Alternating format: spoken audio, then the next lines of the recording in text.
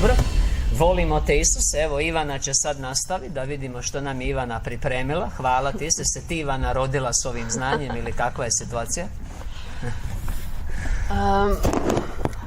Sve što sam ikad naučila sam od našeg Lorenza i zbog njega sjedim ovdje za ovom stolicom. On me upoznao sa našim nebeskim Ocem, Isusom Kristom, i ja svoj život dugujem Isusu i Lorenzu. Evo, to je za početak. A što se tiče iscjeljenja, evo ovdje imamo jednu dušu koja je primila po zapovjednoj molitvi. Znači, ona je imala karcinom maternice, jel tako? I naša jedna, evo, koja isto tu sjedi u publici, ona je inače frizerka i ona se suosjećala, došla je klijentica i suosjećala se sa njenom situacijom i to je stvarno onako, ako imaš imalo srca, jednostavno ne želiš da iko ispred tebe pati.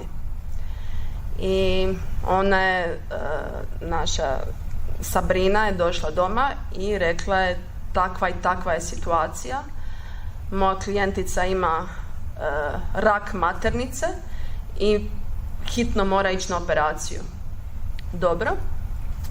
Mi smo se uhvatile za ruke i ja sam po Mateju, Evanđelju po Mateju 18. poglavlje, 18. stih, zapovjedila tom raku da ju napusti, zapovjedila maternici da se obnovi u potpunosti i da jednostavno taj vrag nestane iz njenog života. I ovo što je Lorenz govorio, ja sam u svom srcu, ja nisam ni poznavala ženu, ali ja u srcu ne želim da iko pati. Ni u mom okruženju, ni šire. To je moje srce. I znači ja sam zaključila tu situaciju, to je bila odriješita molitva, znači s potpunom vjerom da Otac hoće uslišiti tu molitvu, jer mi je obećao, rekao je što god Ivana ti svežeš na zemlji, bit će svezano na nebu i što god ti odriješiš na zemlji, bit će odriješeno na nebu. I ja sam točno tako zajedno sa našom Sabrinom, znači tako rekla tom raku što da čini. Ti si uglavnom zapovjedala, a vi ste se zajedno držali za ruke i slagali u duhu. Tako. A njezina je klijentica, evo koja je baš sad i ovdje, i nju je suosjećanje pokrenulo da traži molitvu, iako klijentica to nije znala, je li tako? Relativno, nije znala. Nije. Da, dobro. To svjedočanstvo tamo i ulazi ovaj okvir spomenutih 20 i nekoliko iscjeljenja, dobro? Evo pa sad ako mogu pročitati samo dio svjedočanstva tog. Kaže, nakon molitve priča klijentica da je čuvala knjižice kraj srca, jer je naša Sabrina dala knjižice ozdravljenje za svo naše tijelo, kako sam joj preporučila. I kad se pomolila, usnula je da je u Jeruzalemu na trgu među mnoštvom i da vidi Isusa s njegovim učenicima, pa joj se obratio i rekao, ti si iscijeljena. Eto, ona je to doživjela i ja znam u srcu da je to nakon molitve bilo. Evo ja prvi put također vidim ženu, znam za nju, ali vidim, evo dođi kraj Ivane slobodno, Kadira, je li tako? Da. Evo reci riječ dvije da vidimo je li bilo tako ili nije bilo tako i kako je bilo, volimo te Isuse. Sve što je Ivana rekla, to je tako, da. Znači ja u vjeri nisam ama baš niš znala. Znači mene mali vodio do moje frizerke za rukom kako mi je bilo loše. Frizerka mi je dala te knjižice, ja sam došla doma, u biti došla sam do Konzuma, ja sam letila, ali znači do frizerke sam došla, mali me vuko, od 8 godina. Došla sam do Konzuma, ja sam dobila takvu snagu, ja sam letila. Baš letila, još malo viče, mama pomalo ćeš pas, mama pomalo. Znači samo što si dobila knjižicu, zato što ti je to biće otvorilo vjeru da ćeš primiti, dobro? Ošla sam u svoj krevet jer nisam mogla se uopšte kretat. I došao moj muž s posla, kaže, možda ćeš ti to čitati? Ja kažem, da, hoću. Legla sam. I ja sam počela čitati. Što god sam ja to čitala, mene se tražilo sve više i više, sad mogu da čitam. Inače, za vas koji ne znate, knjižica broj 58, naša knjižica, ozdravljenje za svo naše tijelo, sadrži sve stihove o ozdravljenju, o zdravlju, snazi, Isusovu službu isceljenja. Tako da imate na jednom mjestu cijeli paket iz Svetog pisma i već samo po sebi je to ljekovito. Da, izvoli. I ja sam samo legla na krevet i sam rekla: Isuse Kriste, ja se predajem tebi, nek bude volja tvoja, pa šta bude. I poslije toga moja kolegica Mirela, dobro, koja je isto tu, posudila mi Bibliju i govorila mi je da čitam i ja sam čitala i molila se, samo sam se predala Isusu i to je sve. Znači, ja sam muslimanka, znači nisam znala ni o čemu. Jasno, dobro, super. Bila sam jako loše. Nalazi su mi bili toliko loši da se doktor uhvatio za glavu jer nije bilo tu... Nije bilo spasa, dobro? Da. Dobro, volimo te Isusa. Išla sam u sobi, moj muž je kuhao ručak, pošto je meni sve smrdilo. Hrana, znači mi smrdilo, šampon, omekšivač, znači sve mi je smrdilo te bolesti. Sam ušla u sobi, kažem ja ću ići u sobi ležati. A u toj sobi, znači, ja sam već u toj kući 13 godina. Ja u toj sobi po danu nikad, znači, ne mogu spavati. Po noći spavam normalno, a ja u toj sobi po danu nikad nisam zaspala, nikad.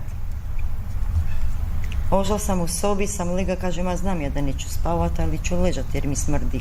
Moj muž kuha u kuhinji. Došao je moj muž provjeriti kako sam. Kažem, a dobro sam, kažem, ležim i po.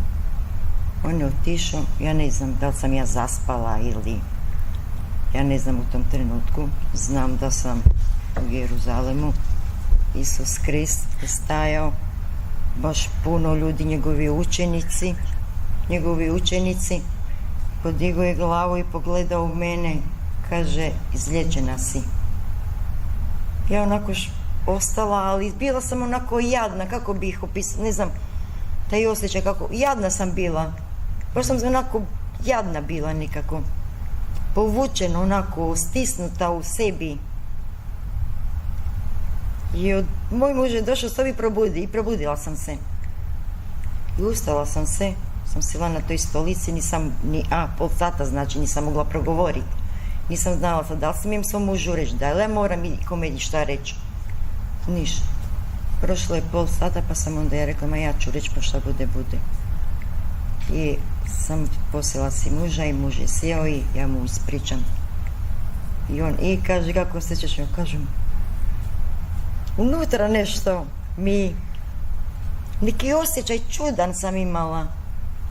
Ne znam ga opisati, uopšte ne znam ga opisati. Neki novi osjećaj, dobro? Volimo te Isusa. Da.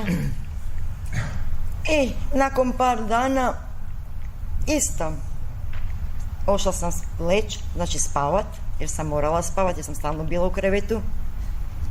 Sanjala sam, znam da sam to sanjala, da sam u špilji, ali čista je špilja, znači čista, znači nema nigdje ničega.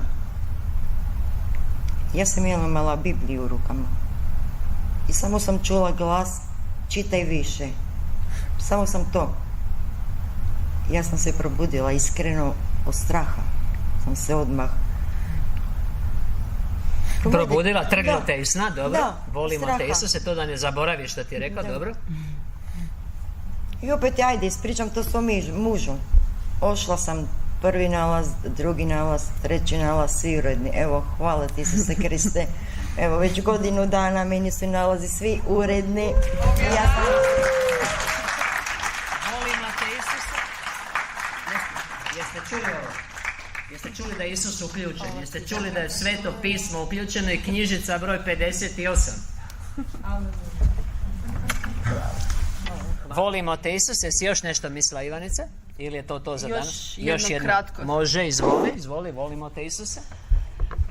Javila mi se zabrinuta naša jedna iz Makedonije koja me molila za molitvu jer jedna njihova susjeda imala je teži oblik depresije i nije se mogla jednostavno dizati iz kreveta. To je trajalo skoro 1.5 godinu zbog smrti muža i tu je jednostavno pala. Nije se mogla, jednostavno nije bila živa. Pa bi vam samo ukratko, ako mogu, htjela... Bila je kao i većina ljudi pod teškom depresijom beživotna. Da. Znate kako, bez volje za životom, to hoće reći. To je očito i to je jedno užasno stanje. Živ si, a mrtav. Dobro, izvoli. Javljam ti se sa molbom, zove se Marija iz Makedonije. Javljam ti se sa molbom za molitvu za jednu potrebitu ženu. Zove se Mirjana, ima 54 godine. Ona je više od godinu dana u depresiji nakon smrti muža. Molile smo za nju, ali zadnjih 2-3 mjeseca jače je napalo. U lošem je stanju. Mama komunicira s njom svakodnevno, naša je susjeda. I ona je čula, pročitala za tvoje pomazanje, inicirala da tražimo molitvu. Inače, žena je pristala da bi slušala snimljenu molitvu.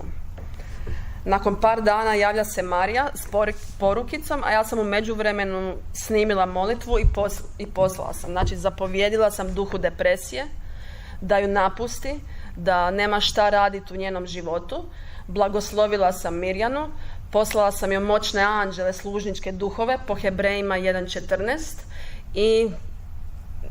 i to je to.